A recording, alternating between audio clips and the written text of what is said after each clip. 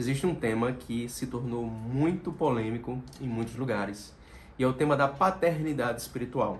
Quando nós falamos de paternidade, o nome, a expressão soa como uma coisa muito positiva, soa como algo que está ligado a uma família. E quando a gente fala de espiritualidade, nós sabemos que existiram pessoas na caminhada de cada um de nós que foi muito importante, figuras paternas. Infelizmente, em muitos lugares, essa ideia de paternidade espiritual foi além daquilo que é considerado saudável. E hoje, muitas pessoas, quando escutam falar sobre paternidade espiritual, têm muito medo de abuso espiritual. E hoje eu quero te ajudar a entender o que é que a Bíblia ensina sobre isso e um pouco de como nós podemos aplicar a paternidade espiritual, que importância isso tem para nós. Veja, paternidade espiritual é um tema que é naturalmente prático, tem a ver com a igreja, e é importante que você reflita sobre aquilo que nós vamos falar aqui e como aplicar na realidade da sua igreja. E eu quero te ajudar a entender isso, e para isso só o que eu peço é curta esse vídeo, se inscreva nesse canal. Fazendo isso, você vai me ajudar a alcançar mais pessoas. Pois bem, paternidade espiritual é uma relação entre pessoas, entre duas pessoas. E a relação de paternidade espiritual envolve dois cristãos, e nesse relacionamento existe um compartilhamento do evangelho, um compartilhamento de vida, de maneira que Deus se utiliza de uma pessoa para direcionar outra pessoa. É diferente de apenas uma amizade ou de uma irmandade espiritual. A paternidade envolve posições desiguais. Existe um que tem um papel de pai e outro que tem um papel de filho. O pai ensina, orienta, corrige, até repreende quando necessário, mas ama, cuida, fortalece, intercede. O filho honra, imita, serve, obedece. De que maneira o tema aparece nas Escrituras? Os primeiros traços dessa ideia de paternidade espiritual aparecem já no Antigo Testamento. Ali nós vemos uma associação primitiva entre a paternidade e o sacerdócio. Por exemplo, em Juízes 17:10 ou 18:19. E mesmo José foi enviado como um pai para Faraó, indicando com isso uma orientação divina. O pai compartilha algo de divino com o filho.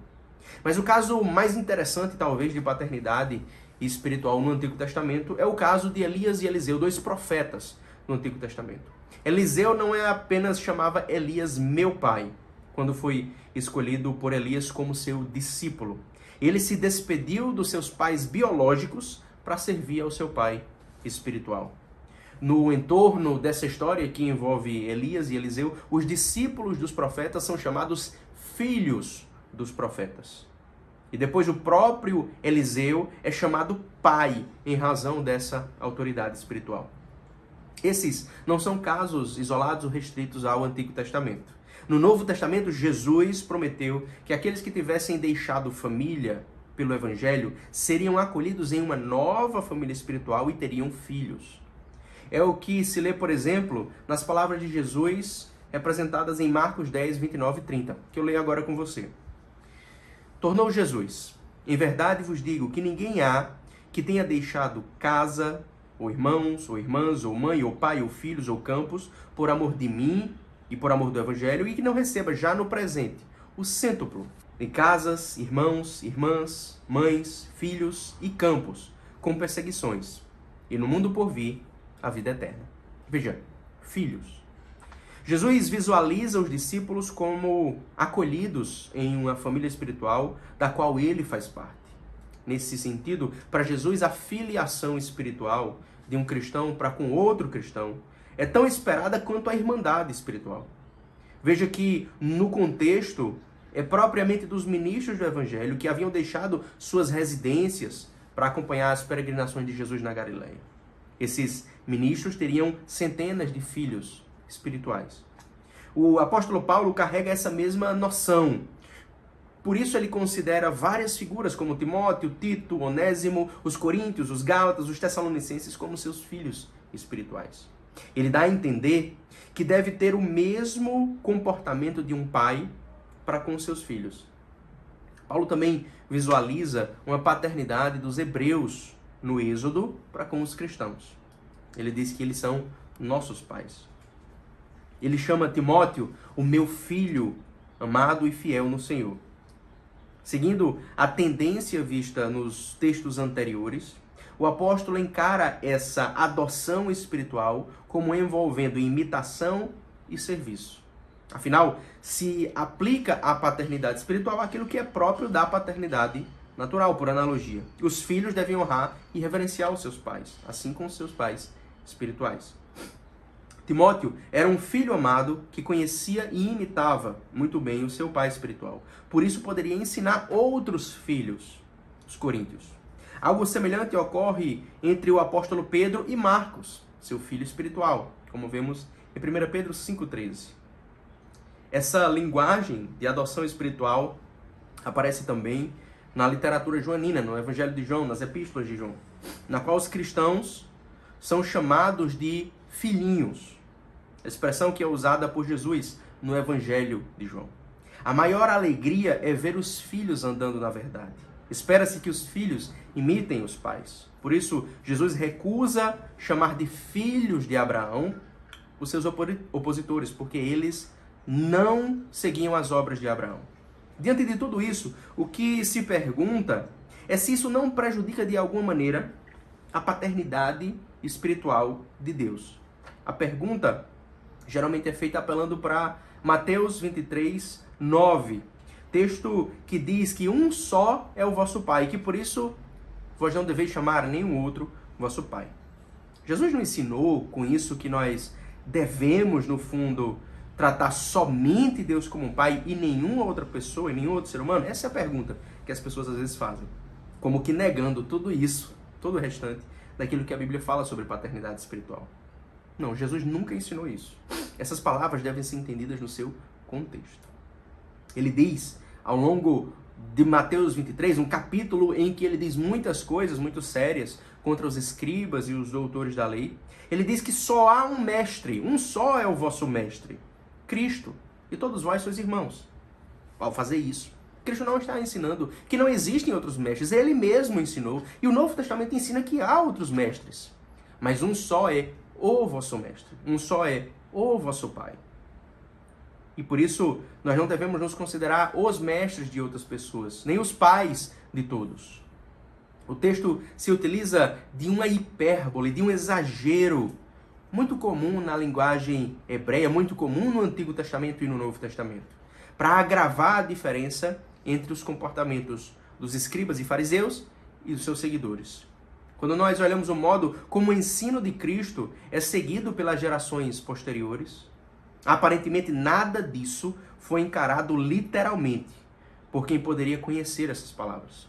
O que Cristo queria é que a hipocrisia e a arrogância dos escribas e fariseus da época, que usavam de títulos e posições com propósitos maus, não fosse seguida pelos cristãos. E aqui fica uma advertência para nós quando falamos de paternidade espiritual no nosso mundo cristão.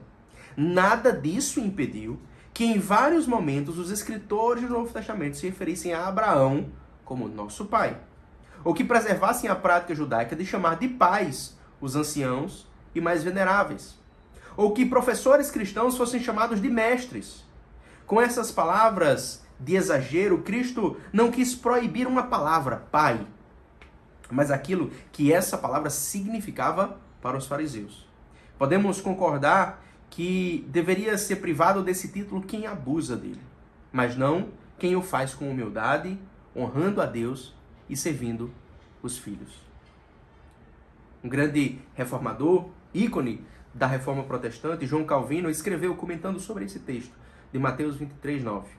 Como, porém, não obstante ser ele, Deus, quem por sua influência gera as almas e as regenera e vivifica, ele faz uso do ministério dos seus servos para esse propósito. Ou seja, através desses servos, essas pessoas são regeneradas, vivificadas.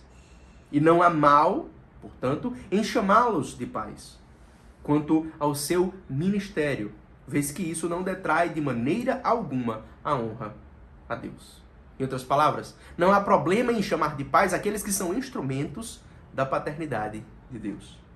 Paternidade espiritual é sim um tema delicado. Muitas pessoas já foram feridas profundamente através de abusos de autoridade espiritual e religiosa. E é compreensível quando essa questão provoca temores, ansiedades. Mas a cura para a má paternidade é a boa paternidade. E tudo começa entendendo como a revelação divina nas Escrituras trata essa questão. Diante disso, duas perguntas que as pessoas fizeram são, primeiro, a obediência deve ser cega?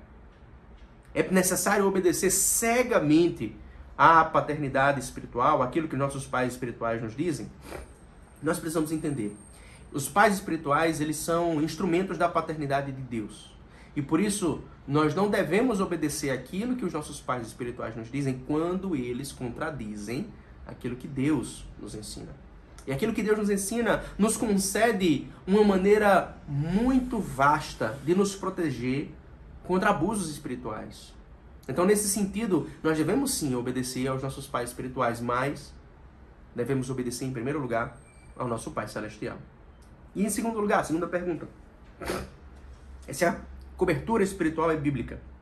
Veja, essa ideia de cobertura espiritual, algo que está cobrindo espiritualmente, é uma metáfora, é uma figura de linguagem, é uma forma figurativa de falar. E sendo uma figura de linguagem, as pessoas vão puxar esse conceito, essa ideia ou essa imagem em direções diferentes. Se aquilo que uma pessoa pergunta é se é bíblica a ideia de que tem pessoas responsáveis por você, pessoas que estão cuidando de você, pessoas que intercedem por você, pessoas que lhe abençoam, essa é a ideia bíblica. E é claro que as pessoas podem querer também extrapolar e querer imaginar uma cobertura espiritual de outra maneira. Uma coisa muito séria e muito importante para todo cristão é entender que nós precisamos sim ter pastores e que nesse processo precisamos ver neles a figura de pais. Espero que você tenha gostado desse vídeo. Se você não fez isso, curta esse vídeo, se inscreva nesse canal e comente, diga o que é que você acha, o que é que você pensa. Você tem alguma experiência ou teve alguma experiência positiva com paternidade espiritual? Conte o seu testemunho aqui. Deus te abençoe, em nome do Pai, do Filho e do Espírito Santo.